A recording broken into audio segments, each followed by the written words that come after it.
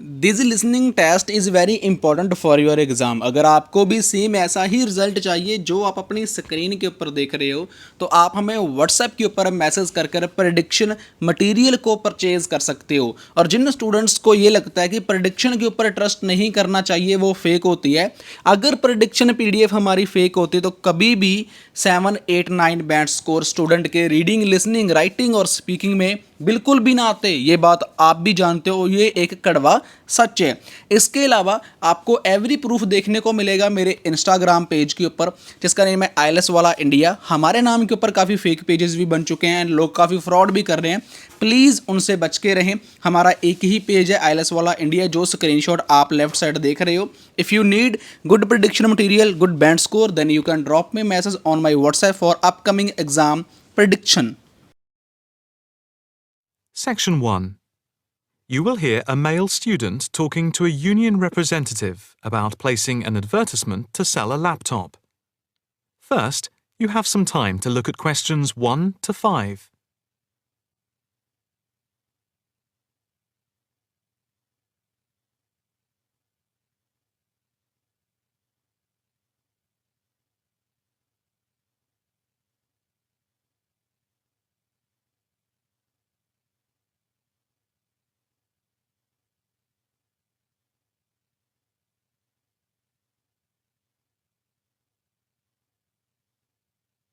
You will see that there is an example which has been done for you.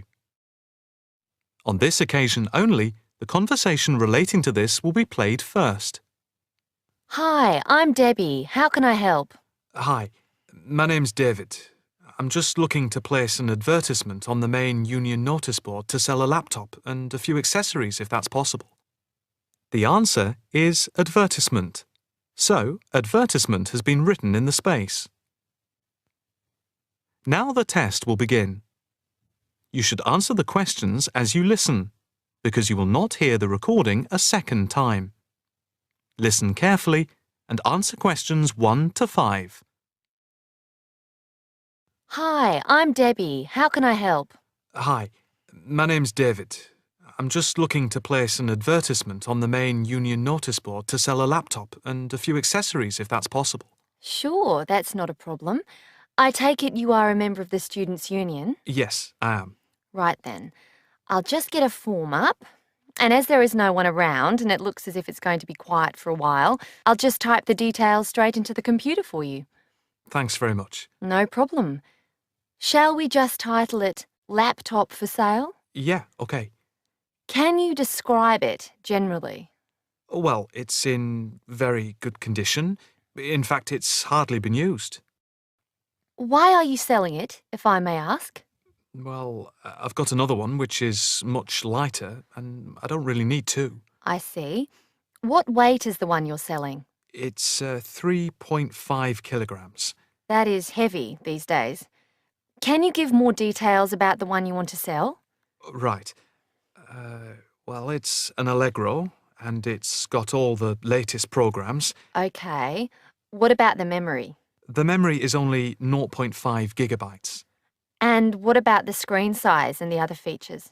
Oh, well, the screen is, well, let's see, it's 37.5 centimeters with a standard size keyboard and a touchpad. But I've got a cordless mouse that I can put in with it if necessary. Well, some people don't like using a touchpad. What about ports or holes for attaching things to the laptop? It's got 2 ports. More modern laptops have more than 2 ports for all the extra attachments. They do. Let's see, what else is important? Oh yeah, the battery lasts for 2.5 hours, which is okay, but not enough for long train journeys.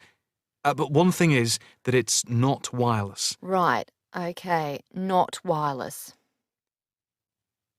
Before you hear the rest of the conversation, you have some time to look at questions 6 to 10.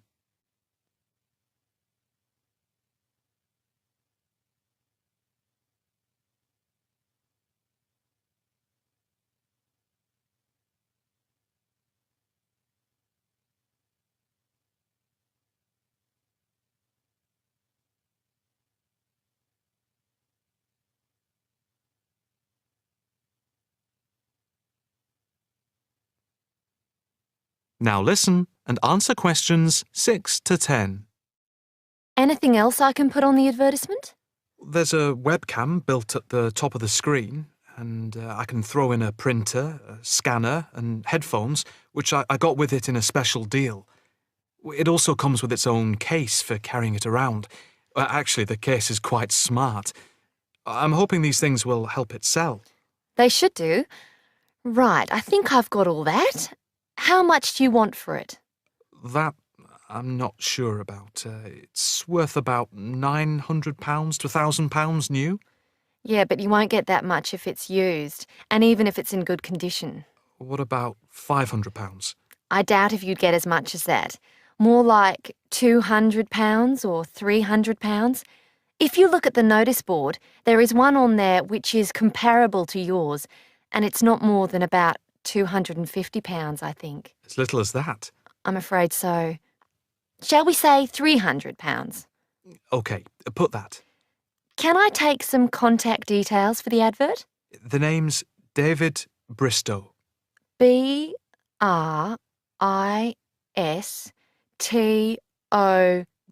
Yes, that's it. And a mobile or email? Both, if you want.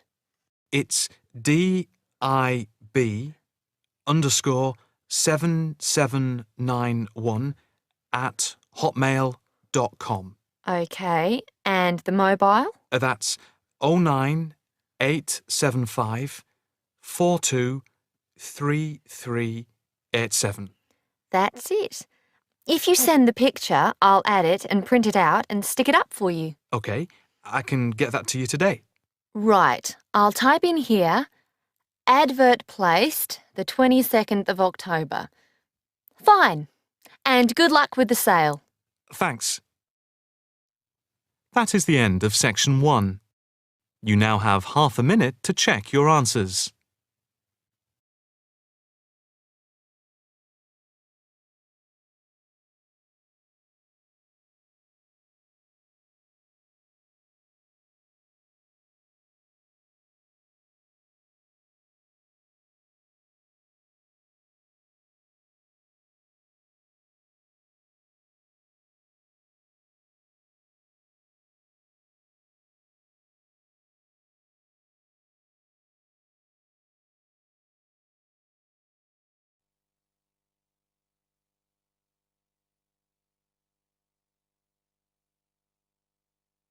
Now turn to Section 2, on page 10.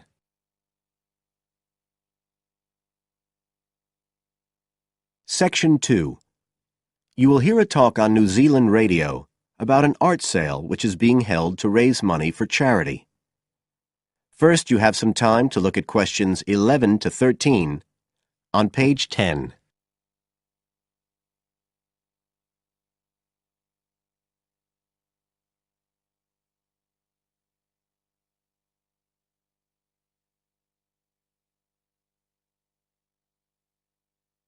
Now listen carefully and answer questions 11 to 13.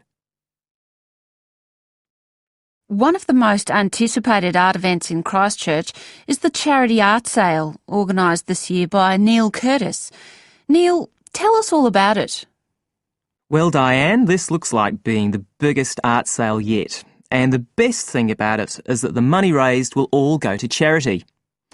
So what you probably want to know first is where it is. Well, the pictures will be on view all this week, most of them at the Star Gallery in the shopping mall. But we have so many pictures this year that we're also showing some in the cafe next door. So do drop in and see them any day between 9 and 5. Now, if you're interested in buying rather than just looking, and we hope a lot of you will be, the actual sale will take place on Thursday evening, with sales starting at 7:30. Refreshments will be available before the sale, starting at 6:30. We've got about 50 works by local artists showing a huge range of styles and media, and in a minute I'll tell you about some of them. You're probably also interested in what's going to happen to your money once you've handed it over. Well, all proceeds will go to support children who are disabled, both here in New Zealand and also in other countries. so you can find an original painting, support local talent, and help these children all at the same time. Before you hear the rest of the talk, you have some time to look at questions 14 to 20 on page 11.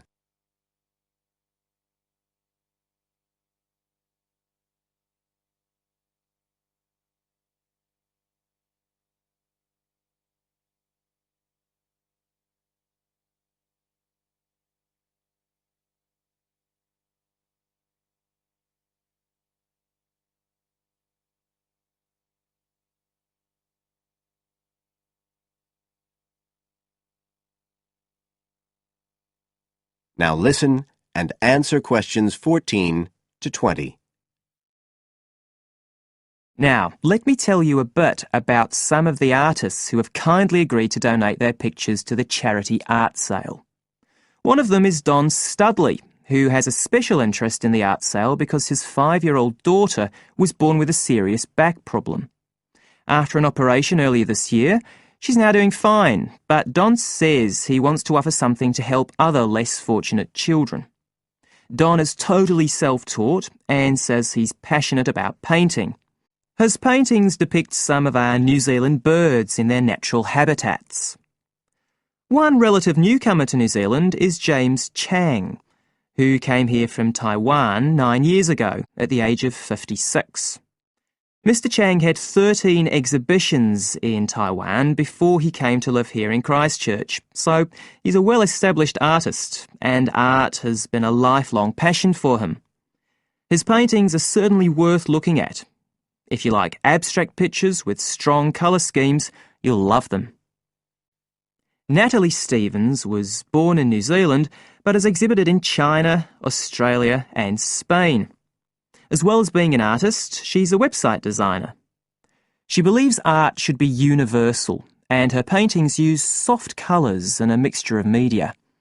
Most of her pictures are portraits, so watch out, some of them may even be friends of yours. And then we have Christine Shin from Korea. Christine only started to learn English 2 years ago when she arrived in New Zealand, but she's been painting professionally for over 10 years, and she sure knows how to communicate strong messages through the universal language of art. She usually works from photographs and paints delicate watercolours, which combine traditional Asian influences with New Zealand landscapes, giving a very special view of our local scenery. Well, that's all I have time to tell you now, but as well as these 4, there are many other artists whose work will be on sale, so do come along on Thursday. We accept cheques, credit cards or cash. And remember, even if you don't buy a picture, you can always make a donation. That is the end of section 2. You now have half a minute to check your answers.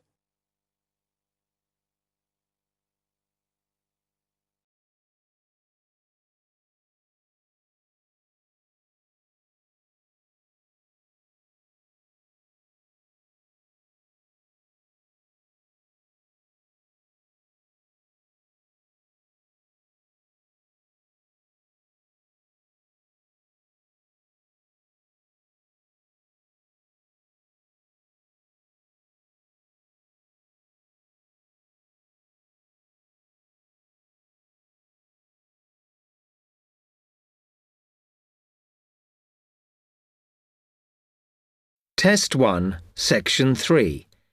You will hear 2 students, Jenna and Marco, discussing a business studies project they have to do. You now have 15 seconds to read questions 21 to 24.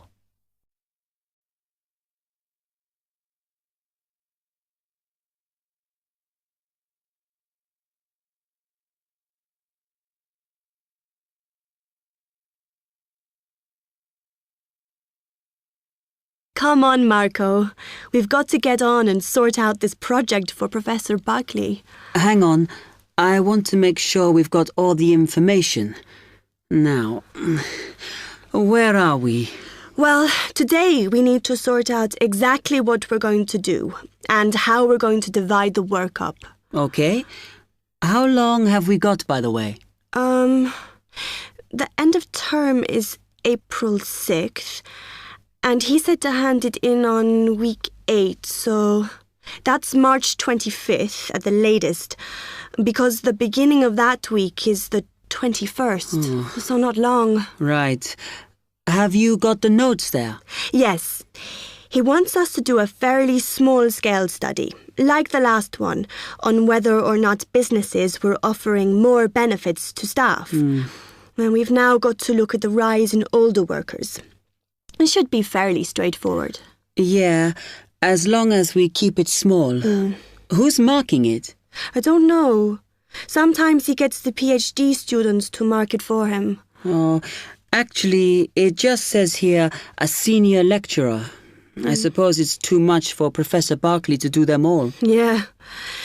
Anyway, how are we going to go about this? Well, we have to decide how big we want it to be and who... Yeah, but I think we must sort out a timetable for the project.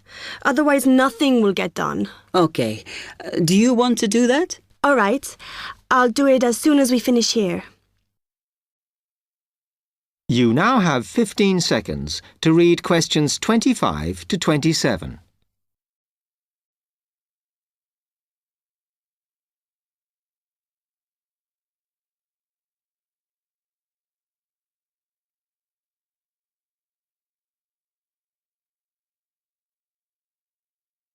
Okay. What do we have to do now for the project? What's the best way to go about it? Well, Professor Carter suggested we set up a focus group to get some in-depth interviews, but I think that'll take a lot of time. Yeah, I agree. If we did a focus group, we'd have to spend time deciding who to include in it, and it's not necessary to do one anyway. Oh, fine. And if you agree, I think we should get in touch with the businesses on the list Professor Carter gave us and ask them if they're prepared to participate. Sounds good. Then we can go there, give them questionnaires and collect them later. Exactly. Okay. Then do we need to book one of those study rooms in the library so we can work together to input the data? Perhaps not, as I guess just one of us could just sort it out actually. Yes, that would be easier. A lot of what we're doing is qualitative, so it'll be writing up rather than statistics. No software for that, I'm afraid. And I think it would look better if we had actual shots of some of the staff, because we're citing appearance as a factor in employability, aren't we? Yeah, okay. I'll factor that all in when I sort everything out tonight. You now have 30 seconds to read questions 28 to 30.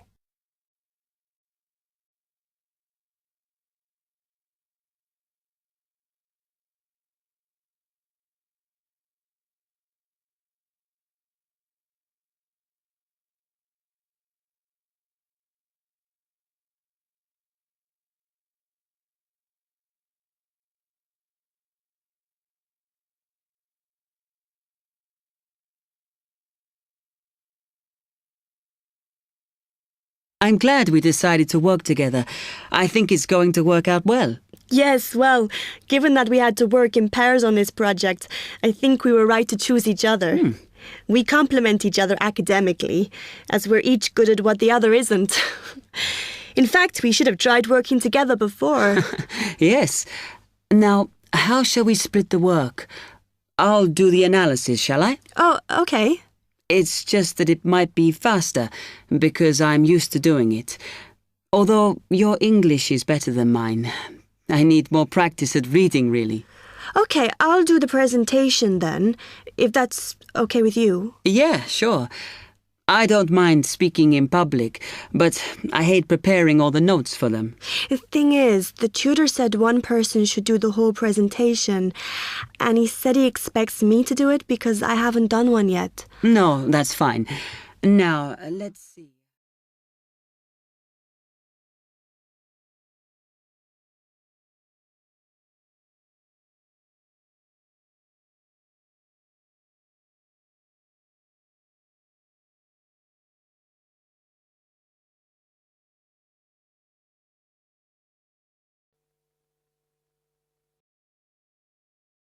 Now, turn to Section 4.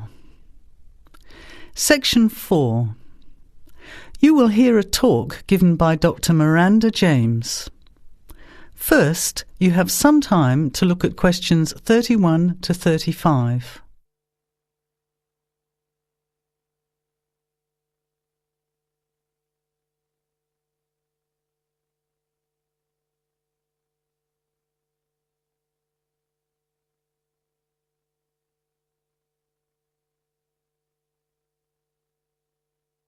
Now, listen carefully to the talk and answer questions 31 to 35. Good afternoon, everybody, and welcome to the first in a series of talks we have arranged for the Overseas Students Association this semester. Dr. James has very kindly agreed to speak to us today on the topic of public speaking, and judging from the large numbers of you here, it's clearly a subject of great interest and relevance. Dr. James. Hello. It's good to see so many of you here, and hopefully what I'm going to tell you will be useful to you both here at the university and in your future employment. Many people avoid speaking publicly, by which I mean in front of, say, 10 or more people. Not because they lack the ability, but mainly because they lack confidence, which is really only due to lack of practice. Today, as a consequence of the influence of television, audiences expect speakers to be relatively brief and to the point, in addition to being well-informed and interesting or entertaining. Probably the most important part of public speaking is what you do beforehand, by which I mean preparation.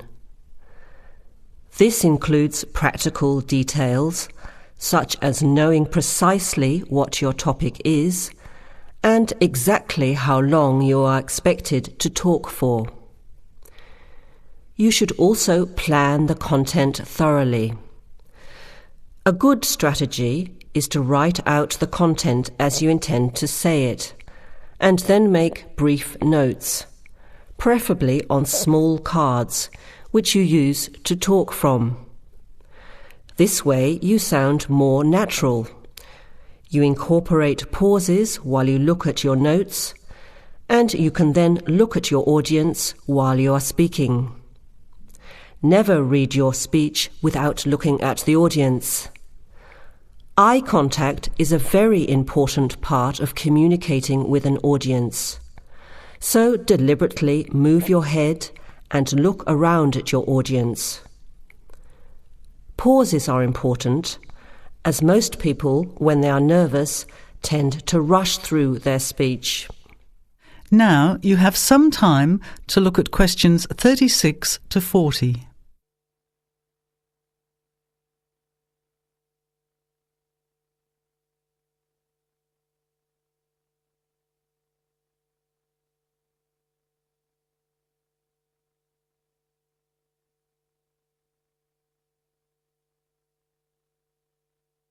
Now listen and answer questions 36 to 40. Practice speaking slowly. This gives you more time to pronounce your words correctly. It's always easier for your audience to listen to someone whose speaking is clear and calmly paced, so that they can understand the ideas being explained. And the bigger the group, the more slowly you should speak. Remember to project your voice, speaking clearly to the person furthest away from you. It's a good idea to rehearse and record yourself. Pay attention to your intonation when you listen to yourself. It's even harder if you're speaking in a second language, I would imagine. But there's nothing worse than listening to a flat, monotonous voice. So try to vary your tone and rhythm. This will add meaning to your words. Lastly, pay attention to both your posture and your gestures. A confident person stands or sits in a small group with their head up, chin out and shoulders back. Try to avoid scratching or fiddling with your hair or beard, or pens, jewellery and so on. These movements can distract and irritate your audience. Yet you may be unaware of them yourself. Another reason for rehearsing, preferably with feedback from a friend, or better still, on video. I hope these few tips will make your experience of speaking in public a little easier. Remember, practice makes perfect. That is the end of section 4. You now have half a minute to check your answer.